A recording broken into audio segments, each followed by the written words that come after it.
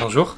Les amis, je suis content de vous retrouver. Enfin, pour une nouvelle vidéo, ça fait vachement longtemps quand même, hein. Ça fait quoi, 6 mois que j'ai pas fait de nouvelles vidéos? Ça commence à dater, on va pas se mentir. Aujourd'hui, vidéo qui n'a rien à voir avec le concept de ma chaîne de base, pourquoi je l'ai ouverte. C'est pas français ce que je viens de dire, mais c'est pas grave. Mais c'est vrai que bien avant d'ouvrir cette chaîne, j'avais déjà l'idée de faire des vidéos sur le thème de l'horreur. L'horreur, c'est un domaine qui m'a toujours passionné. Mon premier film d'horreur, j'ai dû le voir, j'avais à peu près 3 ans, c'est mes parents qui me l'ont montré. Oui, mes parents m'ont montré un film d'horreur quand j'avais 3 ans. Enfin, c'était pas vraiment un film d'horreur pour l'époque, hein. C'est plus un film psychologique, mais ça fait quand même assez peur. Et c'est vrai que ça fait des années que ça me trotte dans la tête cette idée d'ouvrir une chaîne d'horreur. Au départ, je voulais parler de films d'horreur. Si je continue dans cette direction, ça se fera sûrement. J'ai eu envie, en voyant plein de youtubeurs faire déjà ce concept-là, le mec pas du tout original, de lire des histoires tout simplement horrifiques. Et vu que je suis très axé paranormal, j'avais envie de vous lire des témoignages que j'ai récupérés de personnes qui ont vécu des histoires horrifiques. Ça va pas plus loin que ça, c'est tout con, mais si ça peut vous aider à vous taper 1 ou 2 insomnies en plus en cette période de confinement, c'est nickel. On va pas attendre plus longtemps, hein, on va commencer tout de suite, mais avant tout, changement d'ambiance. J'adore faire ça. La première histoire, un peu plus courte que les autres et d'une mécanique différente, parle de Marie et de son fils de 6 ans, Louis. Les deux prénoms sont fictifs évidemment, mais l'histoire est réelle. En tout cas, c'est ce que la personne prétend. Marie explique brièvement que son fils l'effraie un peu parce qu'il dit des choses qui lui semblent assez étranges pour son âge et qui l'inquiètent fortement. Le premier commentaire étrange que Louis va faire à sa mère, c'est un jour, tout simplement, quand ils seront en train de promener leur chien dans un champ, il va la regarder et tout naturellement il va lui dire « Maman, tu te souviens quand j'étais dans ce champ, allongé, la tête dans la boue, et que je priais pour que les tirs au-dessus de ma tête s'arrêtent ?» À ce moment-là, Marie, elle est un peu perplexe, on va dire, et ça se comprend un petit peu. Elle se dit où est-ce qu'il aurait pu inventer cette histoire-là, sachant que tout ce que Louise fait, elle est là derrière pour le surveiller, étant donné que c'est un gosse de 6 ans et que forcément elle a toujours un œil dessus. Il lui répond que ça vient de sa vie d'avant. Et elle pense tout simplement qu'il a dû inventer une histoire, ce à quoi Louis répond « Mais si maman, je m'en souviens très bien, même je pleurais en espérant que tous les tirs s'arrêtent. » Là-dessus, elle relève pas, elle pense tout simplement qu'il a fait un cauchemar et elle passe à côté. Mais les jours passent, mais un soir, pendant qu'ils dînaient tous les deux, Louis regarde une nouvelle fois sa mère et lui dit « Maman, je me rappelle aussi quand je t'ai choisi pour mère. C'est bon pour vous ?» Forcément, Marie, elle se demande ce qu'il entend par là. Du coup, elle lui demande d'expliquer un petit peu plus. Et il lui explique qu'après les souvenirs qu'il avait dans les champs, il a une sorte de blackout et il se souvient être bébé, en train de jouer avec une voiture en plastique. Il entend un gros boom derrière la fenêtre.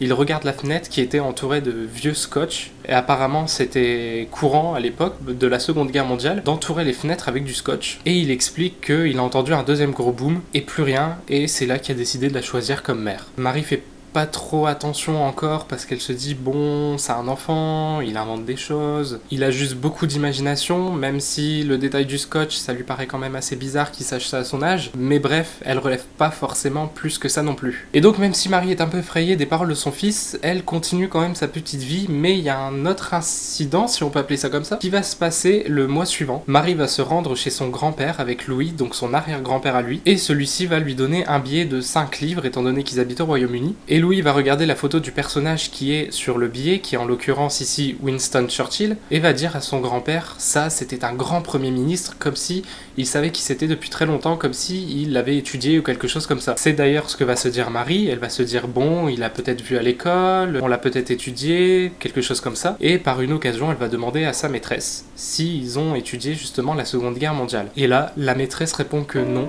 que ce n'est pas au programme des enfants de leur âge, que c'est quelque chose qui arrive vers 9-10 ans, et que du coup il n'y a aucune chance qu'il ait appris à l'école, ou en tout cas avec sa maîtresse. Déjà là, elle a dû tirer une tête, hein, la mère, je vous le dis, et surtout ce qui la perturbe encore plus, et c'est là que vient le détail assez creepy, c'est que quelques jours avant, Louis, comme chaque matin, l'a réveillé, mais cette fois-ci il avait l'air beaucoup plus fatigué qu'avant. Il avait l'air d'avoir passé une très mauvaise nuit. Du coup, Marie lui demande ce qu'il a, et Louis lui répond tout simplement « Oh, il y avait un monsieur dans la chambre qui m'a donné des coups de coude toute la nuit. » Il lui dit ensuite qu'il portait un manteau vert avec des badges accrochés dessus. Marie nous explique qu'elle a viré au Gripal à ce moment-là, et c'est tout à fait compréhensible je pense. Elle lui demande pourquoi il n'est pas venu la réveiller dans la nuit, et Louis lui répond tout simplement qu'il avait pas peur, que le monsieur était très souriant même s'il était très blanc, et que c'était un vieil ami à lui de sa vie d'avant. Est-ce que c'est bon pour commencer? À noter que Marie du coup aura discuté avec plusieurs personnes qui leur ont dit tout simplement que c'était potentiellement les restes, quand on croit à cette théorie, d'une vie antérieure, d'une vie dont Louis se souviendrait et qu'il aurait vécu pendant la Seconde Guerre mondiale. On y croit, on n'y croit pas, ça reste quand même flippant. Passons maintenant à la deuxième histoire. Cette histoire parle de Marie et de son bébé, un petit garçon de 1 an, qu'elle décrit comme littéralement parfait, qui est normal je pense quand tu es parent. Oui, par souci d'anonymat, on va les appeler toutes Marie, comme ça sera plus simple. Marie explique qu'elle vit dans une petite maison assez cosy et que sa chambre et celle de son mari est au bout du couloir quand celle de son bébé est sur le côté. Ça fait plusieurs mois qu'ils vivent là et depuis tout va bien, sauf une nuit où vers 2h30, Marie va se réveiller et elle va commencer à entendre des voix d'enfants. Ah, ça commence tout de suite, hein. On plonge direct dans le truc. Marie insiste bien sur le fait que ce sont des voix d'enfants et pas des bruits de bébés. Et sur le coup, elle sait pas vraiment comment réagir. Elle est encore à moitié endormie, elle a les yeux presque fermés, mais elle est convaincue qu'il y a des gens dans la chambre de son fils, et que ces personnes lui murmurent et même lui chantonnent des choses. Au moment où Marie reprend réellement ses esprits, les voix s'arrêtent, mais le bébé se met à hurler à la mort, un hurlement qu'elle décrit comme quelque chose qu'elle n'a jamais entendu auparavant venant de son fils, qui d'habitude est très très calme et fait presque toutes ses nuits. Elle court d'ailleurs dans sa chambre et le retrouve debout, en train de tenir les barreaux et les yeux écarquillés de terreur. Elle décide donc de le prendre avec lui et de se poser dans le canapé, le temps d'essayer de le rendormir. Donc elle se pose, elle allume la télé, et c'est là qu'en tournant la tête, vers le couloir justement, elle va voir une ombre. Une ombre noire qui disparaît lentement. Déjà, moi, à partir de là, je réveille mon mari et je sors de la maison Fissa. Mais elle nous explique que sur le coup, en fait, elle relève même pas forcément parce qu'elle est complètement fatiguée, son bébé aussi. Elle se dit, bon, c'est ma tête qui me joue des tours, c'est un effet de lumière, c'est je sais pas quoi, ça peut être tout et n'importe quoi, donc elle fait pas plus attention que ça. Elle arrive après ça à rendormir son bébé et donc décide de le remettre au lit, sauf que à peine 30 minutes plus tard, son bébé va se mettre à repleurer et les chuchotements vont reprendre en même temps. Dès qu'elle aura son bébé dans les bras, tout va s'arrêter, mais qu'après ça, ni elle ni le bébé ne réussiront à dormir de la nuit. Marie nous explique qu'elle en vient même à se demander si elle devient folle ou pas, tellement elle comprend pas ce qui a pu se passer sur le moment même. Peu de temps après, elle fera même un update en expliquant que une autre nuit, elle s'est réveillée dans sa chambre et elle a vu une ombre qui est sortie de sa chambre, qui a donc traversé sa porte pour aller vers la chambre de son bébé. Est-ce que c'est assez creepy pour vous ou pas? Sur le coup, elle pense à une paralysie du sommeil, mais elle trouve ça quand même bizarre parce que aucun de ses muscles était paralysé, et elle a même réussi à sortir un « oh mon dieu » que son mari a même entendu, qu'il n'a pas relevé parce qu'il est complètement sceptique et donc il s'est endormi juste après. Mais enfin bon, Marie se dit que bon, c'est une paralysie du sommeil comme une autre, c'est pas grave, elle a juste imaginé.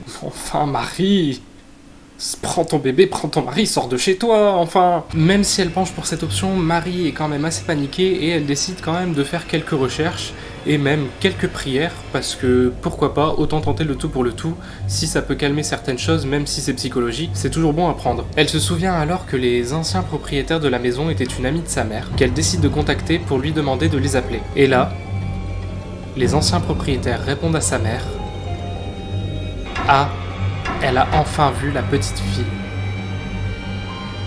Casse-toi.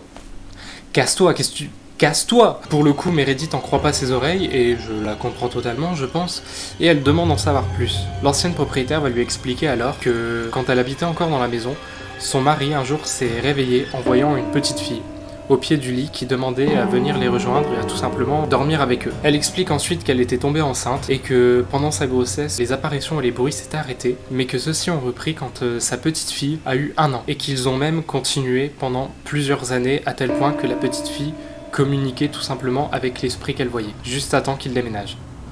L'histoire se termine ici les amis. À l'heure où je tourne cette vidéo, Marie n'a pas donné plus d'explications à part le fait qu'elle pense tout simplement que ce serait l'esprit d'un enfant qui erre un peu dans la maison sans mauvaise intention et que elle apprend tout simplement à vivre avec. Quelque chose que je ne pourrais pas faire du tout. Moi je serais déjà parti depuis longtemps. Passons maintenant à la 3e histoire.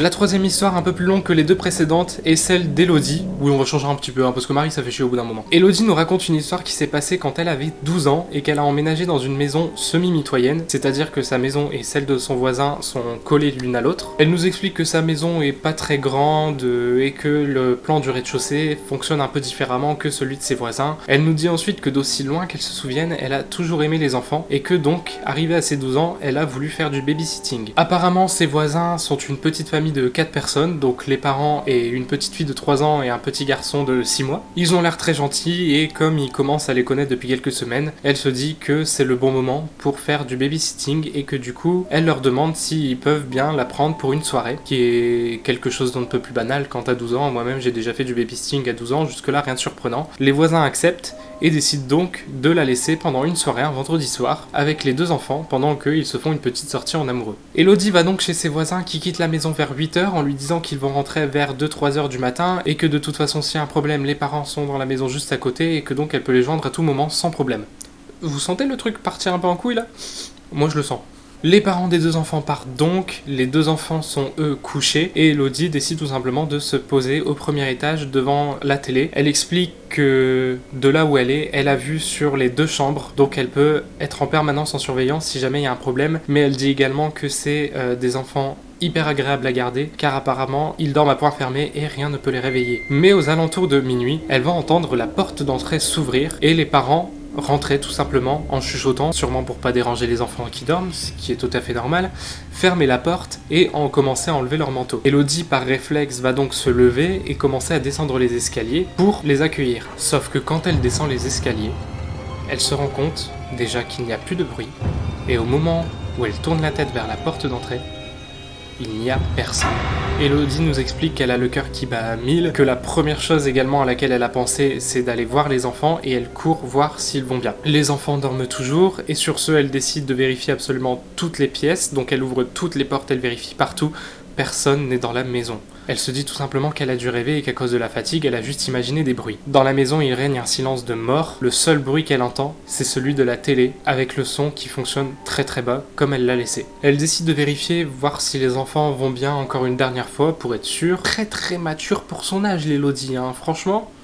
Très très mature. Mais bref, les enfants vont bien, tout va bien, et elle décide donc de terminer son film à la télé. Elle se rassoit dans le canapé, et là, elle se rend compte que la télé est éteinte. Oui, je sais, ça fait pas très peur quand on le dit comme ça, mais souvenez-vous, elle avait bien expliqué qu'auparavant, elle entendait uniquement le bruit de la télé. C'est un peu plus flippant déjà là, vous comprenez ? Elodie essaie de rallumer la télé par tous les moyens, mais rien à faire, l'écran est complètement brouillé, un peu comme quand vous essayez de voir Canal+, alors que vous n'êtes pas abonné, vous voyez ? Cette comparaison était à chier. Mais bref, elle décide de laisser tomber la télé et se dit qu'elle va juste se reposer un petit peu, sauf que c'est à ce moment-là que les chuchotements reprennent. Et quelques secondes après, le bébé se met à hurler comme elle n'a jamais entendu hurler personne. Elodie commence à faire alors le sprint de sa vie, elle dit qu'elle a jamais couru aussi vite pour aller vérifier que tout va bien, sauf qu'elle se rend compte que la porte de la chambre qu'elle avait laissée ouverte tout à l'heure est fermée. À ce stade-là, moi je serais déjà parti de la maison en laissant les gosses derrière moi.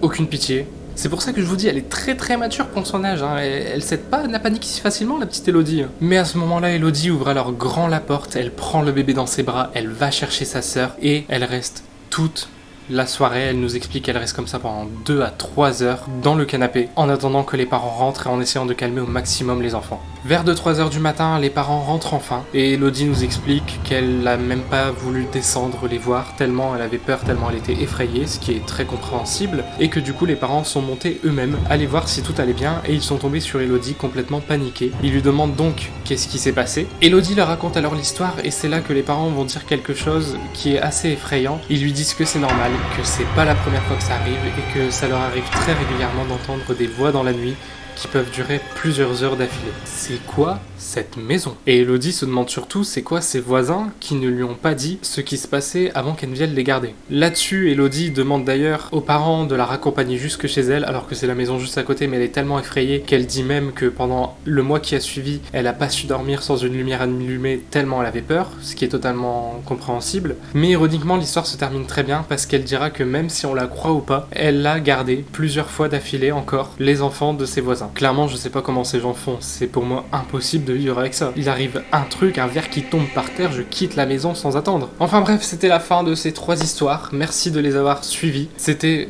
tout bonnement génial de faire cette vidéo. J'ai pris un malin plaisir à raconter des histoires d'horreur. Je vous demanderai juste de pas être méchant avec les croyances des gens. Il y en a qui y croient, il y en a qui y croient pas. Moi personnellement j'y crois énormément. Mais du coup, même si les histoires vous semblent tirées par les cheveux, je vous demanderai de respecter les personnes qui ont vécu, qui disent avoir vécu ces choses-là, parce qu'elles disent que ça leur est vraiment arrivé. On a tous envie d'y croire quand même, donc autant y croire et nous laisser emporter. Je referai sûrement des choses dans ce genre-là si je vois que ça plaît à des gens. Et là-dessus, j'ai plus qu'à vous dire bonne nuit.